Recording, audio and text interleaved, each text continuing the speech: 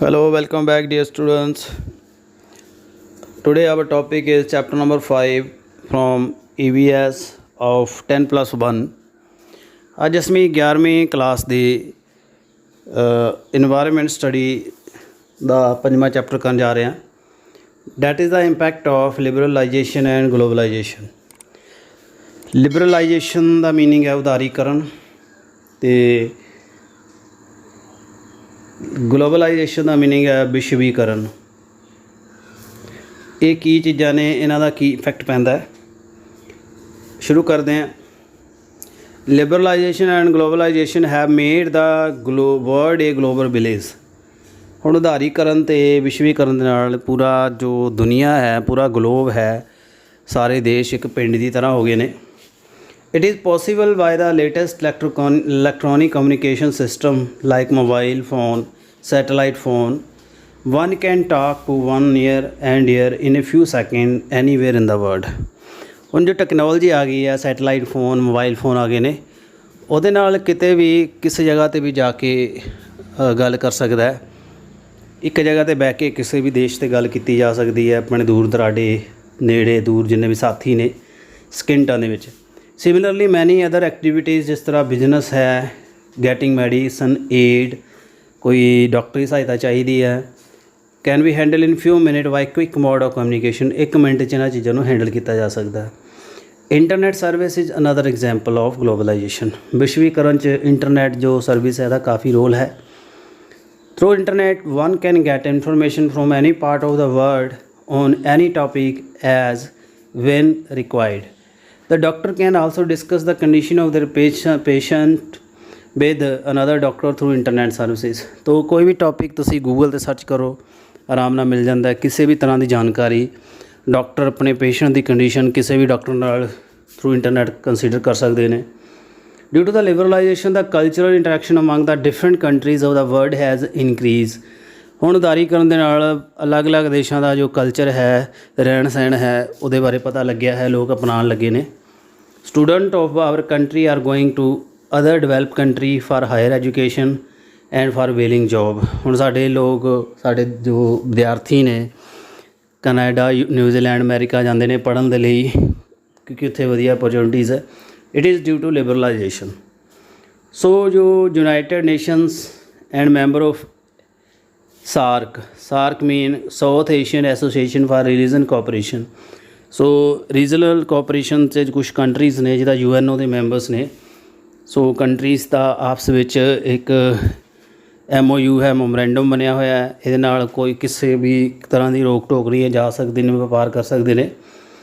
ਸੋ ਇਹਦੇ ਨਾਲ ਲੋਕਾਂ ਦੀ ਕਾਫੀ ਹੈਲਪ ਹੋਈ ਹੈ ਪੂਰੇ ਵਰਲਡ ਦੇ ਵਿੱਚ against terrorism to provide safe environment. ਇਹਦੇ ਨਾਲ ਆਤੰਕਵਾਦ ਖਤਮ ਹੋਣ 'ਚ ਅਤੇ ਲੋਕਾਂ ਨੂੰ ਸੇਫ ਇਨਵਾਇਰਮੈਂਟ ਮਿਲਿਆ ਕਿ ਇੱਕ ਦੇਸ਼ ਦੂਸਰੇ ਦੇਸ਼ ਦੀ ਹੈਲਪ ਕਰਦਾ ਹੈ.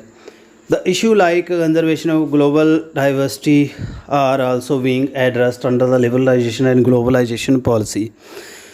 ਹੁਣ ਲਿਬਰਲਾਈਜੇਸ਼ਨ ਅਤੇ ਗਲੋਬਲਾਈਜੇਸ਼ਨ ਦੀਆਂ ਜੋ ਪੋਲਿਸੀਜ਼ ਨੇ, ਵਿਦਿਆਰਥੀ ਇਹਦੇ ਨਾਲ ਵਾਤਾਵਰਨ ਦੇ ਨਾਲ ਜੋ ਸਾਡੇ ਜੈਵਿਕ ਵਿਭਿੰਨਤਾ ਦੇ ਜਿਹੜੇ ਗੰਭੀਰ ਮੁੱਦੇ ਨੇ ਉਹਨਾਂ ਨੂੰ ਵੀ ਦੇਖਿਆ ਜਾਂਦਾ ਹੈ. ਲਿਬਰਲਾਈਜੇਸ਼ਨ ਕੀ ਹੈ?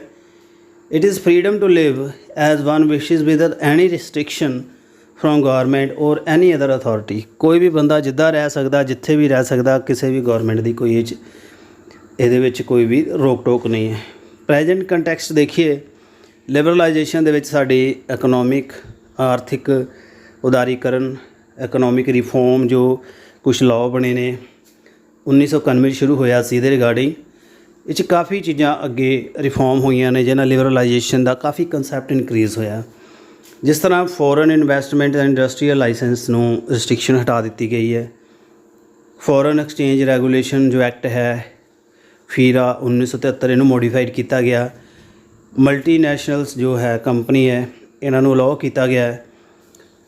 ਇਮੂਵੇਬਲ ਪ੍ਰੋਪਰਟੀ ਅਕਵਾਇਰ ਕਰ ਸਕਦੇ ਨੇ. ਇੰਪਲੋਇਮੈਂਟ, ਫੋਰਨ ਕੋਈ ਵੀ ਇੱਥੇ ਆ ਕੇ ਕੰਮ ਕਰ ਸਕਦਾ ਹੈ. ਪੇਮੈਂਟ ਇਨਕਮ ਕਰ ਸਕਦੇ ਨੇ. ਲਾਇਸੈਂਸ ਮਿਲ ਸਕਦੇ ਨੇ, ਕੋਈ ਲਾਇਸੈਂਸ ਦੀ ਲੋੜ ਨਹੀਂ ਹੈ. ਅਬੋਲਿਸ਼ ਹੋ ਗਈ ਹੈ ਰਿਸਟ੍ਰਿਕਸ਼ਨ. ਟੈਕਸ ਦੇਣਾ ਬੜਾ ਸੌਖਾ ਹੋ ਗਿਆ. ਵੈਲਥ ਟੈਕਸ ਬੜਾ ਸੌਖਾ ਹੋ ਗਿਆ, ਅਬੋਲਿਸ਼ ਕਰ ਦਿੱਤਾ ਗਿਆ. ਸੰਪਤੀ ਦਾ ਟੈਕਸ, ਪਹਿਲੇ ਟੈਕਸ ਕਾਫੀ ਜ਼ਿਆਦਾ ਹੁੰਦਾ ਸੀ, ਉਹਨੂੰ ਮੋਡੀਫਾਈਡ ਕਰ ਦਿੱਤਾ. ਐਂਡ ਇੰਡੀਆ ਜੋ ਹੈ ਇੱਕ ਮੈਂਬਰ ਬਣ ਗਿਆ multilateral investment guarantee agency MIGA world wide agency ਹੈ। ਇਹਦੇ ਨਾਲ ਜਿੰਨੇ ਵੀ ਇਨਵੈਸਟਮੈਂਟ ਹੈ approved by government are insure against expropriation. ਕੋਈ ਵੀ ਇਨਵੈਸਟਮੈਂਟ ਕੰਪਨੀ ਹੈ, ਬੀਮਾ ਕੰਪਨੀ ਹੈ, ਫਾਈਨੈਂਸ ਹੈ, ਇਹਦੇ 'ਚ ਕੋਈ ਵੀ ਲਾਸ ਨਹੀਂ ਹੈ। ਮੀਗਾ ਦੇ ਅੰਡਰ ਕੰਮ ਕਰ ਰਹੇ ਨੇ ਸਾਰੇ। ਪੋਲਿਸੀ ਆਫ ਲਿਬਰਲਾਈਜੇਸ਼ਨ ਕਾफ़ी ट्रांसपेरेंसी लियांदी है। Market now flooded with latest automobile, electronic gadget, cosmetic and other consumer items. People choose and select their good. Many multinational companies have set their production unit in developing country including India.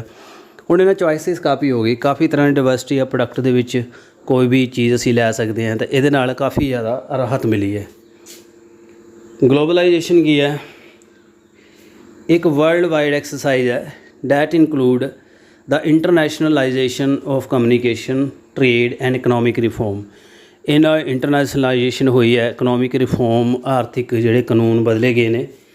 Organisation responsible for globalisation, हुण विश्वीकरण लई किहड़ियां organisation ने? जिद्दां World Bank है, International Monetary Fund है, IMF, बिटो, World Trade Organization. It has created a break through from the rigid national ball to form an international community. हुण जिहड़े देशां दीयां सीमा ने, बार्डर ने, इन्हां दी जिहड़ी कठोरता नूं तोड़ के एक राहत दित्ती है, असीं आराम दे नाल वपार कर सकते हैं। ग्लोबलाइजेशन दे पॉजिटिव ते नैगेटिव इंपैक्ट दोने ने। ग्लोबलाइजेशन दे पॉजिटिव इफैक्ट की है? इहदे नाल एक क्लोज टाई अप होया गौरमेंट दा, कंपनी दा ते कम्यूनिटी दा। इहदे नाल एवोल्यूशन होया, फ्री मार्केट इकनॉमी। इहदे नाल इकनॉमिक प्रॉस्पैरिटी बनी है। Buying and selling product, international marketing कोई भी इंटरफेरेंस नहीं है।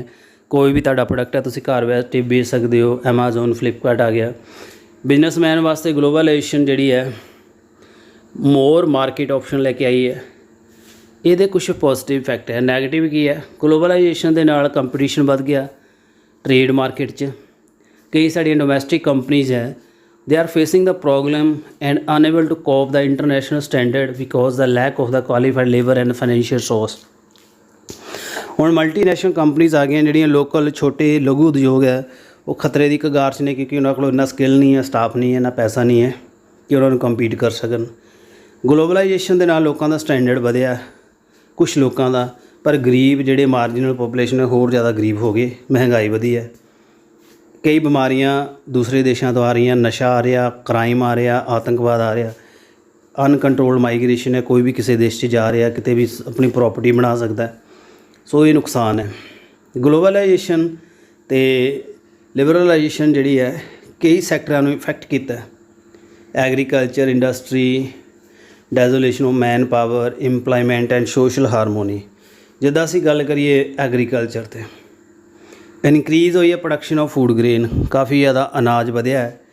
ਗ੍ਰੇਨ ਪ੍ਰੋਡਕਸ਼ਨ ਇੰਡੀਆ ਦੇ ਵਿੱਚ 5 ਮੀਟ੍ਰਿਕ ਟਨ 1950, 150 ਮੀਟ੍ਰਿਕ ਟਨ 1985। ਕਾਫੀ ਸਾਡੇ ਕੋਲ ਸਰਪਲਸ ਅਨਾਜ ਹੈ, ਬਾਹਰ ਵੇਚਿਆ ਜਾ ਸਕਦਾ ਹੈ। ਡਾਈਵਰਸਿਫਿਕੇਸ਼ਨ ਆਫ ਐਗਰੀਕਲਚਰ ਦੇ ਨਾਲ ਕਾਫੀ ਬਾਹਰੋਂ ਵਰਾਇਟੀਜ਼ ਆਈਆਂ ਨੇ, ਸਬਜ਼ੀਆਂ ਦੀਆਂ, ਫਲਾਂ ਦੀਆਂ, ਔਰਕਿਡ ਪਲਾਂਟ, ਫੁੱਲਾਂ ਦੀਆਂ, ਮਸਾਲਿਆਂ ਦੀਆਂ, ਡਰਾਈ ਫਰੂਟਸ। ਫਾਰਮਰ ਜਿਹੜੇ ਇਹਨਾਂ ਇੰਟਰਨੈਸ਼ਨਲ ਡਿਮਾਂਡ ਪੂਰੀ ਕਰ ਰਹੇ ਨੇ। ਮੈਨੀ ਫੂਡ ਪ੍ਰੋਸੈਸਿੰਗ ਐਂਡ ਪ੍ਰੀਜ਼ਰਵਿੰਗ ਯੂਨਿਟ ਕਈ ਬਣੇ ਨੇ, ਕਈ ਨਵੇਂ ਟੈਕਨੀਕਸ ਆਏ ਨੇ ਜਿਨ੍ਹਾਂ ਵੈਜੀਟੇਬਲ, ਜੈਮ, ਜੈਲੀ ਯੂਸ ਅਸੀਂ ਪ੍ਰੀਜ਼ਰਵ ਕਰ ਸਕਦੇ ਹਾਂ। ਐਡਵਾਂਸ ਟੈਕਨੋਲੋਜੀ ਦੇ ਨਾਲ ਅਨਰੀਪਰੋਡਕਟਿਵ ਜਿਹੜੀ ਲੈਂਡ ਹੈ ਇਹਨੂੰ ਵੀ ਚੇਂਜ ਕਰ ਦਿੱਤਾ। ਫਾਇਲ ਜਿਹੜੀ ਬੰਜਰ ਜ਼ਮੀਨ ਨੂੰ ਵੀ ਇੱਥੇ ਖੇਤੀ ਕੀਤੀ ਜਾ ਸਕਦੀ ਹੈ। ਸੋ ਗਲੋਬਲਾਈਜੇਸ਼ਨ ਦੇ ਨਾਲ ਇਕਨੋਮਿਕ ਪ੍ਰੋਸਪੈਰਿਟੀ ਆਈ ਹੈ। ਅਮੀਰ ਜਿਹੜੇ ਕਿਸਾਨ ਨੇ ਥੋੜ੍ਹੇ ਸਮਰੱਧ ਹੋਏ ਨੇ, ਜਿਹੜੇ ਮਾਰਜਨਲ ਅਤੇ ਛੋਟੇ ਕਿਸਾਨ ਨੇ ਉਹਨਾਂ ਨੂੰ ਕਾਫੀ ਪ੍ਰੋਬਲਮ ਆਈ ਹੈ, ਕਿਉਂਕਿ ਉਹ ਇੰਨੀਆਂ ਮਹਿੰਗੀਆਂ ਖਾਦਾਂ, ਇੰਨੀਆਂ ਮਹਿੰਗੀਆਂ ਮਸ਼ੀਨਾਂ ਨੂੰ ਨਹੀਂ ਲੈ ਸਕਦੇ। ਸੋ ਸਮ ਆਫ ਡਰਾਬੈਕ ਕਿਹੜੇ ਹੈ ਇਹਦੇ ਹੁਣ ਗਲੋਬਲਾਈਜੇਸ਼ਨ ਦੇ ਅਤੇ ਲਿਬਰਲਾਈਜੇਸ਼ਨ ਦੇ? ਕੈਮੀਕਲ ਫਰਟੀਲਾਈਜੇਸ਼ਨ ਦਾ ਯੂਜ਼ ਹੋ ਗਿਆ, ਇਹਨਾਂ ਜ਼ਮੀਨ ਦੇ ਮਾਈਕਰੋ ਨਿਊਟਰੀਐਂਟ ਜਿਹੜੇ ਘਟ ਗਏ ਹੈ। ਐਕਸੈਸਿਵ ਡੈਫੀਸ਼ੈਂਸੀ ਮਾਈਕਰੋ ਨਿਊਟਰੀਐਂਟ ਦੀ ਹੋ ਰਹੀ ਹੈ। ਇਹਦੇ ਨਾਲ ਲਾਰਜ ਜਿਹੜੀ ਹਾਈ ਜੀਲਡਿੰਗ ਬੈਲਟ ਹੈ ਪੰਜਾਬ, ਹਰਿਆਣਾ, ਇਹਦੀ ਮਿੱਟੀ ਨੂੰ ਨੁਕਸਾਨ ਹੋ ਰਿਹਾ। ਜਿੰਕ ਦੀ ਕਾਫੀ ਕਮੀ ਆ ਰਹੀ ਹੈ। ਤੋ ਐਕਸੈਸ ਜਿਹੜੀ ਫਰਟੀਲਾਈਜ਼ਰ ਦਾ ਯੂਜ਼ ਹੋ ਰਿਹਾ, ਮਿੱਟੀ ਕੰਟੈਮੀਨੇਟ ਹੋ ਰਹੀ ਹੈ, ਪਾਣੀ ਕੰਟੈਮੀਨੇਟ ਹੋ ਰਿਹਾ। ਕਾਫੀ ਪੈਸਟੀਸਾਈਡ, ਕੀਟਨਾਸ਼ਕ ਦਵਾਈਆਂ ਜਿਹੜੀਆਂ ਫਸਲਾਂ 'ਤੇ, ਫਲਾਂ, ਸਬਜ਼ੀਆਂ 'ਤੇ ਛਿੜਕੀਆਂ ਜਾ ਰਹੀਆਂ ਨੇ, ਆਇਲ ਪਲਾਂਟ 'ਤੇ ਕੀੜਿਆਂ ਨੂੰ ਮਾਰਨ ਦੇ ਲਈ। ਇਹ ਨੋਨ ਬਾਇਓਡੀਗ੍ਰੇਡੇਬਲ ਹੈ ਕਿਉਂਕਿ ਇਹ ਖ਼ਤਮ ਨਹੀਂ ਹੁੰਦੇ। ਪੈਸਟੀਸਾਈਡ ਫਸਲ ਦੇ ਅੰਦਰ ਚਲੇ ਜਾਂਦੇ ਨੇ, ਸੋ ਇਹਨਾਂ ਕਾਫੀ ਹਾਨੀਕਾਰਕ ਬਿਮਾਰੀਆਂ ਜਿਹੜੀਆਂ ਹੁੰਦੀਆਂ ਨੇ। ਜਿਸ ਤਰ੍ਹਾਂ ਬੀਟ ਦੇ ਸੈਂਪਲ ਲਏ ਆ ਪੰਜਾਬ, ਦਿੱਲੀ, ਹਰਿਆਣਾ, ਮੁੰਬਈ, ਇਹ 'ਚ ਕਾਫੀ ਜ਼ਿਆਦਾ ਪੈਸਟੀਸਾਈਡ ਹੈ ਅਤੇ ਟੌਕਸਿਕ ਹੈ, ਕਿਉਂਕਿ ਇਹ ਰੈਜੀਡਿਊ ਰਹਿ ਜਾਂਦੀ ਹੈ। ਉਹ ਜਿਹੜੀ ਦਵਾਈ ਹੈ, ਜਿਹੜਾ ਸਪਰੇਅ ਹੈ, ਉਹ ਇੰਨੀ ਜਲਦੀ ਨਸ਼ਟ ਨਹੀਂ ਹੁੰਦੀ। ਸੋ ਸਾਡੇ ਅੰਦਰ ਜਾ ਕੇ ਕੈਂਸਰ ਵਰਗੀ ਦਿਮਾਗੀ ਬਿਮਾਰੀਆਂ ਦੀ ਕਾਰਨ ਬਣ ਰਹੀ ਹੈ। ਇੰਡਸਟਰੀਜ਼ ਨੂੰ ਕਾਫੀ ਜ਼ਿਆਦਾ ਚੇਂਜ ਆਇਆ ਇਹਦੇ ਨਾਲ। ਲਾਰਜ ਇੰਡਸਟਰੀ ਜਿਹੜੀ ਹੈ ਉਹ ਜ਼ਿਆਦਾ ਸੈਟਅਪ ਹੋ ਗਈਆਂ, ਮਾਸ ਪ੍ਰੋਡਕਸ਼ਨ बढ़ ਗਈ ਹੈ, ਗੁੱਡਸ ਜ਼ਿਆਦਾ ਵੱਡੇ ਲੈਵਲ 'ਤੇ ਹੋ ਰਹੀ ਹੈ। ਇੰਡਸਟਰੀ ਸੈਕਟਰ 'ਤੇ ਜੋਬ ਅਪਰਚੁਨਿਟੀ ਵਧੀ ਹੈ, ਬੇਰੁਜ਼ਗਾਰੀ ਘਟੀ ਹੈ। Industry setup the backward area improve the living standard, ਗਰੀਬ ਲੋਕਾਂ ਦਾ ਸਟੈਂਡਰਡ ਵਧਿਆ ਅਤੇ ਫੈਕਟਰੀਆਂ ਖੁੱਲ੍ਹ ਰਹੀਆਂ। Globalisation has given access to exchange of latest technology ਆਈ ਹੈ ਜੀ। Fast developing technology has help the industry to reduce their cost of production. Agro base industries ਆ ਗਈ ਹੈ, ਖੇਤੀਬਾੜੀ ਨਾਲ ਬਿਜ਼ਨਸ ਆ ਗਿਆ।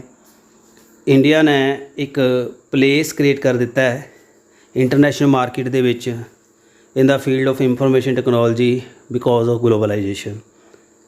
ਕੁਛ ਇਹਦੇ ਨੈਗੇਟਿਵ ਇੰਪੈਕਟ ਹੈ, ਜਿਸ ਤਰ੍ਹਾਂ ਘਰਾਂ ਦੇ ਵਿੱਚ ਉਦਯੋਗ ਹੈ ਉਹ ਬੰਦ ਹੋ ਰਹੇ ਨੇ, ਉਹਨਾਂ ਵੱਲ ਕੋਈ ਇੰਨਾ ਧਿਆਨ ਨਹੀਂ ਹੈ। ਇਨਵਾਇਰਮੈਂਟ ਡਰਾਸਟਿਕਲੀ ਇਫੈਕਟ ਹੋ ਰਿਹਾ ਇੰਡਸਟਰੀਜ਼ ਦੇ ਨਾਲ।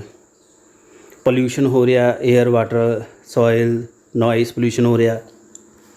ਡੈਜੋਲਿਊਸ਼ਨ of manpower and unemployment. ਹੁਣ ਜਿਹੜੇ ਵਰਕਰ ਹੈ ਉਹ ਸਮਾਪਤ ਹੋ ਰਹੇ ਨੇ, ਬੇਰੁਜ਼ਗਾਰੀ ਵੱਧ ਰਹੀ ਹੈ, ਕਿਉਂਕਿ ਇੱਕ ਮਸ਼ੀਨ ਜੋ ਹੈ 10 ਬੰਦਿਆਂ ਦਾ ਕੰਮ ਕਰ ਰਹੀ ਹੈ। ਇੱਕ ਮਸ਼ੀਨ ਆਪਰੇਟਰ ਚਾਹੀਦਾ ਹੈ, ਇਹਦੇ ਨਾਲ ਜਿਹੜੇ 9 ਬੰਦੇ ਬੇਰੁਜ਼ਗਾਰ ਹੋ ਗਏ। ਈਵਨ ਰੋਬੋਟਿਕ ਟੈਕਨੀਕ ਆ ਗਈ ਹੈ, ਰੋਬੋਟਸ ਕੰਮ ਕਰ ਰਹੇ, ਕੰਪਿਊਟਰ ਆਟੋਮੈਟਿਕ ਕੰਮ ਕਰ ਰਿਹਾ। ਬੈਂਕ ਸੈਕਟਰ ਦੇ ਵਿੱਚ ਇੰਪਲਾਈਮੈਂਟ ਘਟਿਆ, ਇੰਡਸਟਰੀਜ਼ ਘਟੇ ਹੈ ਅਤੇ ਇਹਨਾਂ ਮੈਨ ਪਾਵਰ ਖਤਮ ਹੋ ਗਈ ਹੈ, ਨਵੀਂ ਜੋਬ ਅਪਰਚੁਨਿਟੀ ਘੱਟ ਹੋ ਗਈ ਹੈ। ਅਤੇ ਜਿਹੜੇ ਸਕਿਲਡ ਟੈਕਨੀਕਲ ਐਡਵਾਈਜ਼ਰ ਹੈ, ਟੈਕਨੀਸ਼ੀਅਨ ਹੈ, ਉਹ ਦੂਸਰੇ ਦੇਸ਼ਾਂ 'ਚ ਜੋਬ ਲਈ ਜਾ ਰਹੇ ਨੇ। ਇੰਪੈਕਟ ਕੀ ਹੈ? ਸੋਸ਼ਲ ਹਾਰਮੋਨੀ, ਸਮਾਜ ਦਾ ਜਿਹੜਾ ਸੰਤੁਲਨ ਚੇਂਜ ਹੋ ਗਿਆ। ਬੈਟਰ ਮੈਡੀਸਨ ਫੈਸਿਲਿਟੀ ਆ ਗਈ ਹੈ, ਬੱਚਿਆਂ ਦੀ ਮੌਤ ਦਰ ਵੈਸੇ ਘਟੀ ਹੈ, ਲਾਈਫ ਸਪੈਨ ਵਧਿਆ। ਡਿਊ ਟੂ ਗਲੋਬਲਾਈਜੇਸ਼ਨ ਕਈ ਸਟੂਡੈਂਟ ਹੈ ਉਹਨਾਂ ਨੇ ਕੰਟਰੀ ਨੂੰ ਡਿਵੈਲਪ ਕਰਨ ਦੀ ਕੋਸ਼ਿਸ਼ ਕੀਤੀ ਹੈ। And similarly India student are going to develop country for higher education. Multinational company setting ਹੋ ਗਈ ਹੈ ਡਿਫਰੈਂਟ ਕੰਟਰੀਜ਼ ਦੇ ਵਿੱਚ, ਇੰਡੀਆ ਦੇ ਵਿੱਚ ਵੀ ਆ ਗਈਆਂ ਨੇ। ਅਤੇ ਸਟ੍ਰਿਕਟ ਲਾਅ ਜੇ ਲੇਬਰ ਦੇ ਲਾਅ ਨੂੰ ਫੋਲੋ ਕਰਦੇ ਹੈ, ਚਾਈਲਡ ਲੇਬਰ ਨੂੰ ਰੋਕਿਆ ਗਿਆ, ਕਾਫੀ ਕੁਆਲਿਟੀ ਇੰਪਰੂਵ ਹੋਈ ਹੈ। ਬਟ ਇਹਦੇ ਨੈਗੇਟਿਵ ਇੰਪੈਕਟ ਵੀ ਹੈ। ਪ੍ਰਿੰਟ ਮੀਡੀਆ ਫਰੀ ਹੈ, ਟੈਲੀਵਿਜ਼ਨ ਹੈ, ਇਹਨਾਂ ਲੋਕਾਂ ਦੀ ਜਿਹੜੀ ਈਟਿੰਗ ਹੈਬਿਟ ਚੇਂਜ ਹੋ ਗਈ ਹੈ, ਲੋਕ ਸੁਸਤ ਹੋ ਗਏ, ਮਸ਼ੀਨਾਂ 'ਤੇ ਡਿਪੈਂਡ ਹੋ ਗਏ, ਹੈਲਥ ਪ੍ਰੋਬਲਮ ਆ ਰਹੀ ਹੈ, ਮੋਟਾਪਾ, TB, ਸ਼ੂਗਰ ਵੱਧ ਰਹੀ ਹੈ, BP। ਡਰਾਸਟਿਕ ਚੇਂਜ ਆ ਗਈ ਹੈ, ਫੈਮਿਲੀ ਬੌਂਡ ਲੋਕਾਂ ਦੇ ਘਟ ਗਏ, ਨਿਊਕਲੀਅਰ ਫੈਮਲੀਜ਼ ਆ ਗਈਆਂ, ਹਰ ਲੋਕ ਘਰਾਂ 'ਚ ਬਹਿ ਰਹੇ ਹੈ, ਇਕੱਲੇ ਕਮਰੇ 'ਚ, ਮੋਬਾਈਲ 'ਚ ਬਿਜ਼ੀ ਹੈ, ਆਪਣੀ ਕੋਈ ਲਾਈਫ ਨਹੀਂ ਹੈ। ਨਿਊਕਲੀਅਰ ਫੈਮਲੀ ਦੇ ਨਾਲ ਗਲੋਬਲਾਈਜੇਸ਼ਨ ਜਿਹੜੀ ਹੈ ਮੋਬਾਈਲ ਹੀ ਬਣ ਗਿਆ ਹੈ, ਹਰ ਬੰਦਾ ਆਪਣੀ ਪ੍ਰਾਈਵੇਸੀ ਭਾਲਦਾ ਹੈ। ਗਲੋਬਲਾਈਜੇਸ਼ਨ ਜਿਹੜੀ ਹੈ festival and other culture practice ਉਹ ਵੀ ਖਤਮ ਹੋ ਗਈ। ਲੋਕਾਂ ਦੇ ਰਿਵਾਜ ਉਹਨਾਂ ਨੂੰ ਹੁਣ ਲੋਕ ਸਮਝਦੇ ਨੇ ਵੀ ਬੇਕਾਰ ਹੈ, ਤਿਉਹਾਰਾਂ 'ਤੇ ਪਹਿਲੇ ਵਰਗਾ ਇੰਟਰਸਟ ਨਹੀਂ ਹੈ। So it is ਕਨਕਲੂਡਡ liberalization globalisation ਦੇ ਕੁਛ ਬੈਨੀਫਿਟ ਵੀ ਹੈਗੇ ਅਤੇ ਕੁਛ ਹਾਰਮਫੁਲ ਇਫੈਕਟ ਵੀ ਹੈਗੇ।